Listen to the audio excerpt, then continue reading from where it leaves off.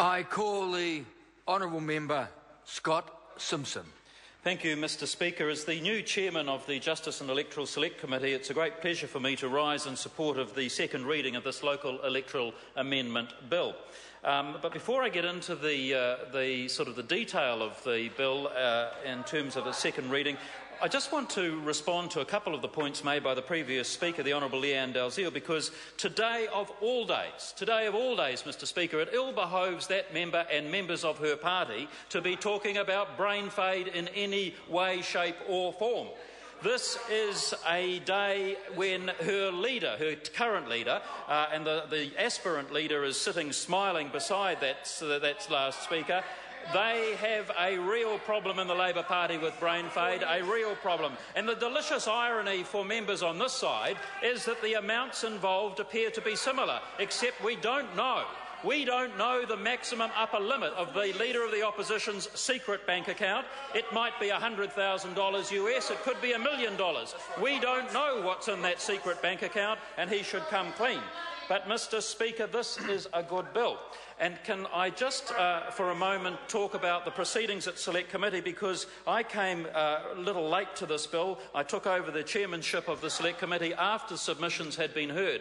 But I want to say that from the point that I got involved, I thought that this committee worked very, very well. And it was, I think, a good example, notwithstanding the speech from the Honourable Leanne Dalziel, that in fact the Select Committee process working well to achieve a good outcome and refining a bill that was presented to the House, making a few amendments that were good amendments, good practical suggestions, in a way that had broad support across the House. Now, the Greens have presented a minority report and they make particular reference to matters concerning third-party donations, and that is a matter that the committee simply did not have time to consider in its full complexity or detail. And we hope that the government will see fit to discuss this by way of discussion during the Committee of the Whole, because it is an area that does, I think, need some addressing. So what we have here is a piece of legislation that effectively brings into line candidates for local body elections into the same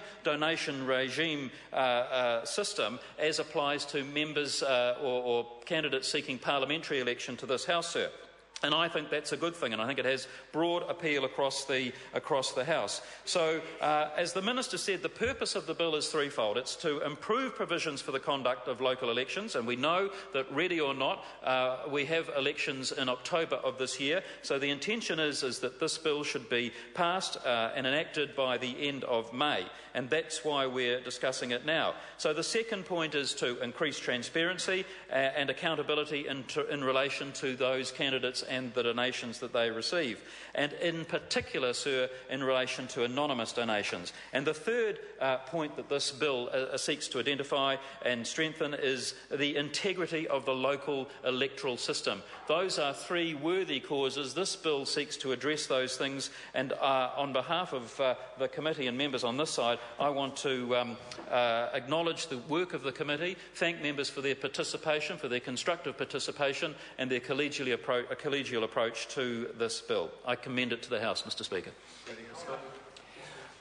I call